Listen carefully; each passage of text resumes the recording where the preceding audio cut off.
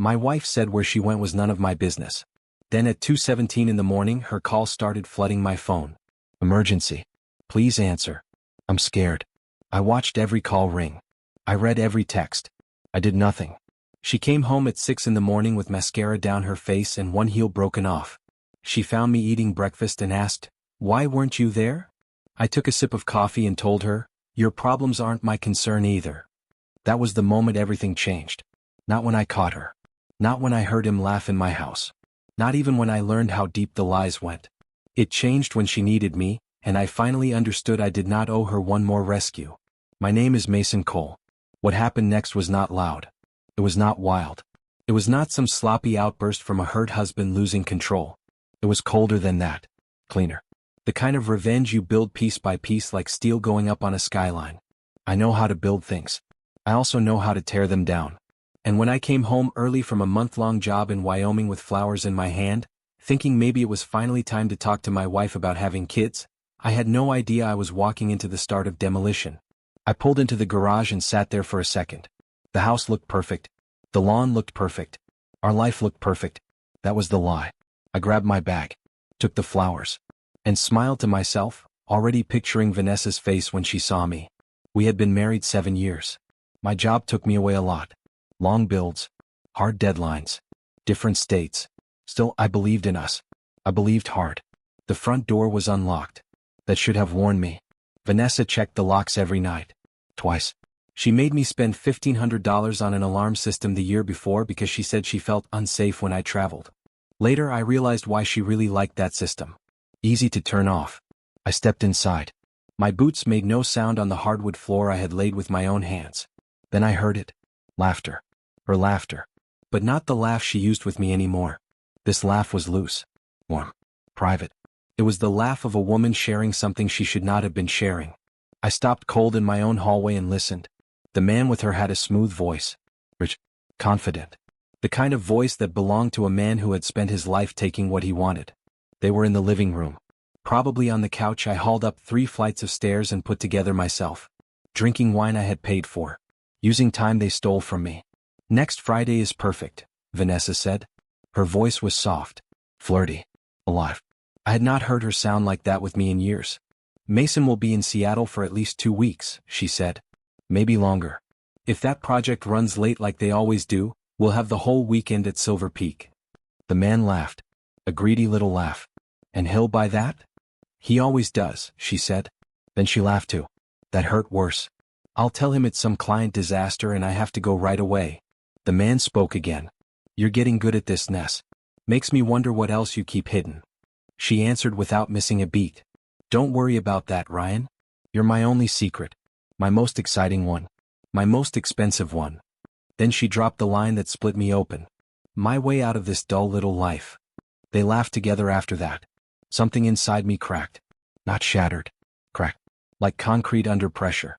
Like a structure that looks solid until the first deep fracture runs through it.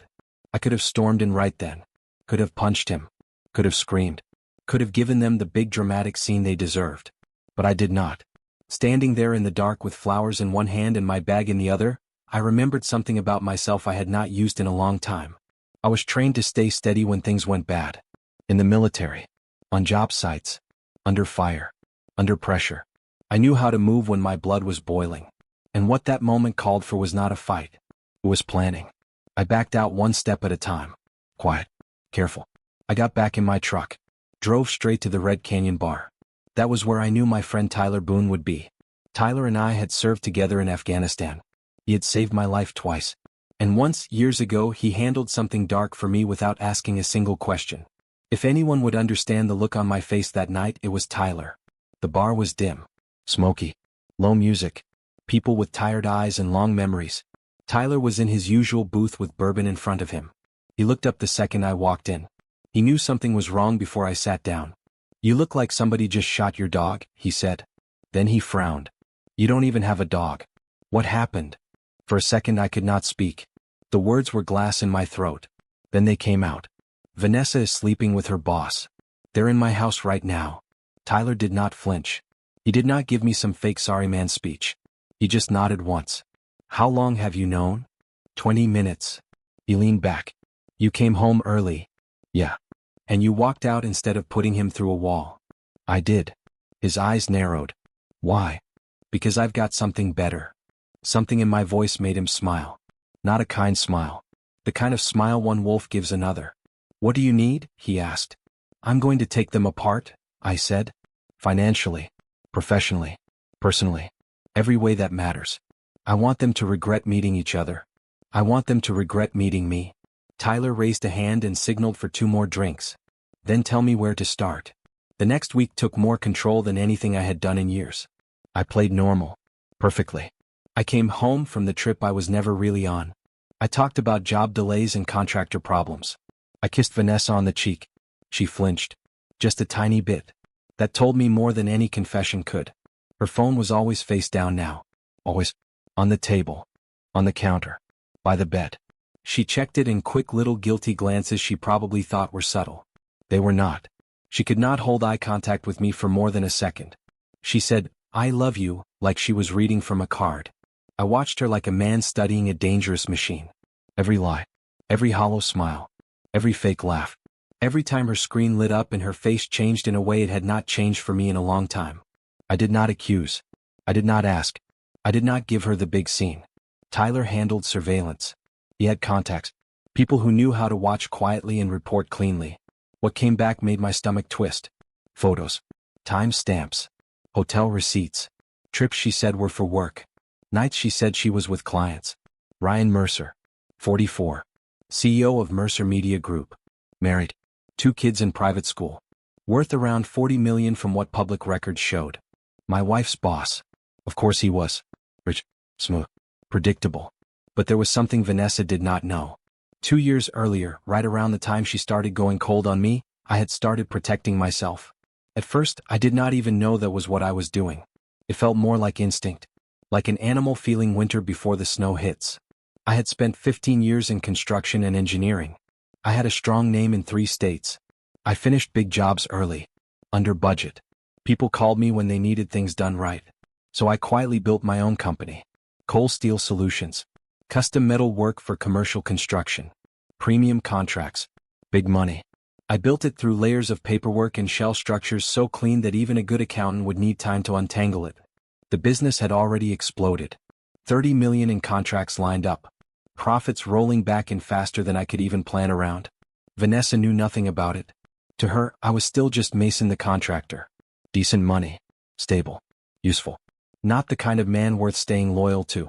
She had no idea I was building an empire while she was building lies. I spent hours in my office doing estimates. What I was really doing was building a case. Every dollar she spent. Every trip. Every fake emergency. Every hotel charge. Every text time-stamp Tyler could place next to a photo. He kept feeding me more. Made my hands shake sometimes. I filed it all anyway. Piece by piece. Like stacking bricks for a wall. Then I started noticing everything I had ignored before. The new clothes. The sudden designer labels. The way she took 30 seconds to get ready for me but 2 hours for work. The way she said Ryan's name too often. The way she checked the mirror before leaving like she was preparing for an audience. The breaking point came on a Tuesday night. I was in the living room with my laptop open. Not working. Just waiting. Vanessa came downstairs dressed for him. There was no other way to put it. A new dress. Expensive. Tight in all the right places. She looked incredible. That was part of the cruelty. I'm going out, she said. No smile. No softness. Just a challenge. I looked up. Where to? She turned on me fast. There was guilt in her eyes. And defiance. And contempt. A whole mess of ugly things. Where I'm going is none of your business, she snapped. None of your concern. Not your problem. I said nothing. She kept going. Honestly, you've been impossible lately. Cold. Checked out. Buried in work. Maybe if you actually paid attention to your wife instead of running off to every project, I wouldn't have to find my own entertainment. That almost made me laugh. The nerve of that. The nerve of a cheating wife trying to blame the man she betrayed. But I kept my face flat. I nodded once. You're right, I said. It's not my business. Have a good night, Vanessa. She just stood there. Waiting. She wanted me to explode. Wanted the fight. Wanted the excuse. When I went back to my screen and gave her nothing else, she grabbed her bag and stormed out. The door slammed so hard a picture frame tilted on the wall. I sat there alone and counted to 100. Let the rage rise. Let it pass. What stayed after that was better. Cool. Sure. Useful. Then I texted Tyler. It's time. Get ready. We move tomorrow. His reply came back right away. Been ready. No mercy. At 2:30 in the morning, my phone started buzzing on the nightstand. Vanessa. Again. Again. Again. I lay on top of the covers staring at the ceiling while it rang. Once. Twice. 4 times. 7. 10. 18 calls. Back to back. I watched every one. Then the text started. Mason, please. I need you. Emergency. Please answer. I'm scared. Where are you? Then the typos came. Please don't do this. I'm sorry. Please. I read every single one, slowly, and felt something almost peaceful settle inside me. Something had gone wrong on their little trip. Ryan Mercer, the bold married boss, had probably vanished the second things got ugly. And now she wanted me. Now she wanted the dependable husband she kept in her pocket for emergencies. I let the phone ring. Let her panic. Let her feel what it was like to need someone who was simply not coming. Then I turned the phone off. And I slept better than I had in months. She came in around 6. The sky was just starting to brighten. Her mascara was streaked. One of her expensive heels had snapped. Her dress was torn at the shoulder. She looked wrecked, like the whole night had dragged her behind it. She came into the kitchen and stopped when she saw me. I was already eating breakfast. Coffee hot. Eggs on the plate. Come. Mason, she said. Her voice was raw. I called you. Over and over. Why didn't you answer? Why weren't you there? I looked at her over the rim of my mug. Took a sip. Set it down. You made it clear that where you were going wasn't my concern, I said. So I figured where you were when you needed help wasn't my concern either. I let that sit there. Then I added, tough night? Her face changed fast. Hurt. Then rage. You bastard, she said. I could have been hurt. I could have been in real danger. Something terrible could have happened. And yet, I said calmly, here you are. I took another sip of coffee. Alive. Fine. Standing in the kitchen. Looks like you managed. She opened her mouth, but I was already standing. I grabbed my keys. Walked past her. I've got a meeting, I said. At the door I paused. One glance back. You might want a shower. You smell like another man's cologne. Then I left. The meeting was with Dana Reeves. Best divorce lawyer in Colorado. Meanest too. Her office downtown looked exactly like her. Blast. Chrome. Sharp edges. No softness anywhere. I sat across from her and laid out everything. Photos. Texts. Receipts. Time stamps. Financial records. The hidden company. The separate accounts. The surveillance. When I finished, Dana leaned back and smiled. Not a nice smile. A shark smile. Mason, she said, I've done family law for 20 years. I've heard every story. But this. She tapped the folders on her desk. This is beautiful. I said nothing. She kept going. A cheating spouse tied to corporate fraud. A CEO with harassment claims buried under payouts. And a client who actually protected his assets before the storm hit. She looked up. You didn't come here to survive this. You came here to win. Yes, I said. We worked all afternoon. Ordered food in. Went through every piece of evidence. Tyler's photos made her whistle once under her breath. Some recordings made her eyebrows lift. But Dana wanted more. She always wanted more. She started digging into Ryan Mercer. Fast. Focused. Then she found it. 3 harassment complaints in 5 years, she said. All buried. Company money used to settle them. She clicked again. And his books are ugly. Very ugly. Offshore accounts. Strange entries. Self-awarded contracts. If we tie Vanessa directly to this, we don't just end your marriage. She looked at me over her screen. We end their whole lives. Good, I said. Dana stopped typing. This will get messy. Friends will pick sides. People will talk. Once we start, we do not stop. This is scorched earth. I leaned forward. I'm not just ready. I want them to see it coming. The next move was Ryan. Not a punch. Not a public scene. A warning. I dressed like a maintenance worker. Toolbox. Clipboard. Work shirt. Nobody notices the repair guy. Not on job sites. Not in office buildings. Not anywhere. If you walk like you belong, people let you pass. Mercer Media Group was exactly what I expected. Glossy. Expensive. Empty.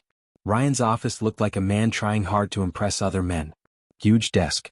Leather everywhere. Art that cost too much and meant nothing. Downtown view through giant windows. When I walked in, he was on a call. Feet on the desk. Acting like he owned the world. He ended the call fast when he saw me. "Who are you?" he snapped. "You can't be in here." "I'm calling security."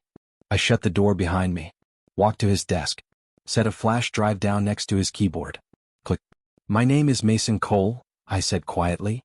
"And you know my wife very well." All the color left his face. He tried to recover. "I think you've got the wrong person." I held up a hand. "Don't?" Then I told him what was on the drive. Photos of him and Vanessa at 4 hotels. Recordings of their calls. Video timestamps. Credit card records. Over 3,000 texts. Emails. And on top of that, 7 years of his company's financial history. The offshore accounts. The shell deals. The hidden settlements. All of it. By the time I finished, the man looked sick. "What do you want?" he asked. "Money?" That part almost did make me laugh. "This isn't about money," I said. "This is your one warning. End it with Vanessa. Cooperate when the time comes. Take the hit quietly. Maybe I keep the worst of what I know to myself." "And if I don't?" I leaned over his desk. Close enough that he had nowhere else to look. "Then I bury you." I said it so calmly it scared him more. "The company. The marriage. Your freedom. I make sure your wife learns about every woman. I make sure your kids know who you are. I make sure every client, every board member, every reporter hears your full story. Then I hand it all to the authorities." He swallowed hard. I straightened up. Picked up my toolbox. At the door I stopped. "If you warn Vanessa, I'll know. And if you make this a war, you lose faster." Then I left. After that, Vanessa got desperate. It showed. She tried everything. Lingerie I had not seen in years. I gave her nothing. She picked fights. I stayed calm. She cried. Said she was sorry. I looked right through her. She started trying my phone. My laptop. My email. My accounts. Everything was locked down. IT people had sealed every door. The more dead ends she hit, the more wild she got. Then one afternoon I came home early on purpose and found her in my office, digging through a drawer. Exactly where I wanted her. The drawer held fake files. I had placed them myself. Papers showing a company drowning in debt. Loans. Bad numbers. Collapsing accounts. None of it real. She looked up and froze. "What is going on, Mason?" she demanded. "Where did the money go? Why is everything locked? Why can't I access anything?" I stood in the doorway. "I don't know what you mean." "Don't lie to me," she shouted. "My card got declined at Nordstrom today. Do you know how humiliating that was?" I just watched her. "The bank said you moved everything into business accounts I'm not on. They said the house is only in your name. Since when? What did you do?" "My company needed capital," I said with a shrug. "Big opportunity." Her eyes narrowed. "What company?" "The one I started." "You're a contractor." "Not anymore." Her face went still. I took a step in. "You told me I should focus on my work, remember? Build something real. Be less predictable." So I did. She stared at me like she had never seen me before. Maybe she had not. "You're punishing me," she said quietly. "You know something." "No," I said. "I'm protecting myself." "That's different." The last scene was Silver Peak Resort. Exactly where I heard them plan to go. Tyler intercepted an email from Ryan's work account with the dates. I booked my own room under another name. Paid cash. Left no trail. I drove up alone on Friday afternoon. Mountain roads. Tall pines. Snow on the peaks. Silver Peak was the kind of place Vanessa loved. Shiny. Exclusive. Stupid expensive. The kind of place people use to act like their lives are perfect. Getting into their suite was easy. $50 to a housekeeper with no questions. A key card. A room number. I waited until evening. Until the sun started dropping behind the mountains. Until they would be settled in and feeling safe. Then I walked in. They were on the balcony. Champagne. Sunset behind them. Vanessa in a black dress I had never seen before. Ryan's arm around her waist. They looked like an ad for rich people who never get caught. "Hell of a view," I said from the doorway. Vanessa dropped her glass. It shattered across the tile. Ryan spun around. His face moved from shock to anger to fear in about 2 seconds. "Mason," Vanessa whispered. "What are you doing here?" I walked into the suite. Slow. Easy. Looked around. Big bed. Hot tub. Vintage champagne. Luxury everywhere. "Just wanted to see where my money was going," I said. Nice place. Ryan stepped forward. Get out. I'll call security. I smiled at him. What you need to do is listen. Then I told him. As we stood there, emails were already hitting every member of his board. 7 years of crimes. Laid out clean. By morning he would be fired, under investigation and facing charges. He said I was lying. I checked my watch. Dana sent it 43 minutes ago, I said. Check your phone. His hands shook when he grabbed it. The screen lit up. One call after another. Messages. Board members. Lawyers. Partners. He kept scrolling like maybe the nightmare would stop if he moved fast enough. It did not. Then Vanessa turned to me. Mason, please. Can we talk? Just us. I looked at her. And whatever she saw in my eyes made her step back. Talk. I said. Like the way you talked when you told me where you went wasn't my concern? Like the way you talked when you lied about late nights? Business trips? Loving me? Tears spilled down her face. I do love you. No, I said. You love what I gave you. The house. The income. The safety net. You did not love me. Ryan found his voice then. Wait, mean. You're just bitter, he snapped. A man who couldn't keep his wife's attention. I crossed the room so fast he did not even brace. I grabbed him by the collar and slammed him into the wall. Art. The art behind him rattled. I got close and whispered. I could finish you right now. But that would be too easy. His breath caught. I want you to watch your life fall apart slowly. I want you to lose the company, the title, the marriage, the freedom. Piece by piece. Then I let him go. He slid down the wall a little. All the fight was gone. I turned to Vanessa and dropped a folder on the coffee table. Divorce papers. Already filed. Already moving. You walk away with nothing, I said. The house is mine. The car is mine. The savings are mine. The investments are mine. You leave with what's in your personal account. That's not legal, she whispered. Dana Reeves says it is. Then I told her the rest. Fraud. Industrial espionage. Money laundering. Identity theft. Opening accounts in my name. Forwarding documents from my files. She sat down hard on the couch. Her dress wrinkled under her. Mascara ran. I never meant for this to happen, she said. But it did, I answered. I walked toward the door. Then stopped. One more thing. That night you called me at 2 a.m? I was awake. My phone was right there. I read every message. I chose not to answer. The look on her face was worth every sleepless night that led me there. I left them in that suite and drove back to Denver with the windows down. The air felt clean. For the first time in years I could breathe all the way in. After that, everything collapsed fast. Ryan's company blew apart in days. The board dumped him. No severance. No soft landing. Then the charges started. CC. IRS. Federal investigators. His wife filed for divorce at once and took what she could before the rest burned. Smart woman. Vanessa tried to fight the divorce. Borrowed money from her parents for a lawyer. That did not help. Going against Dana Reeves with borrowed money was like bringing a spoon to a gunfight. Vanessa tried to get friends on her side. Too late. The affair was already out. The investigation was already public. The fancy dinner crowd stopped answering her calls. What I did not expect was Ryan turning on her so fast. The second prosecutors offered a better deal for cooperation. He gave them everything. Every bit. He shoved Vanessa under the bus so hard he left tire marks.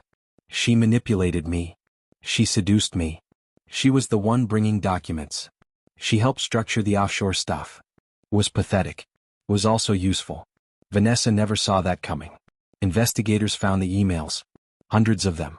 The files I had started leaving where she could reach them once I knew what she was doing. Contracts. Numbers. Plans.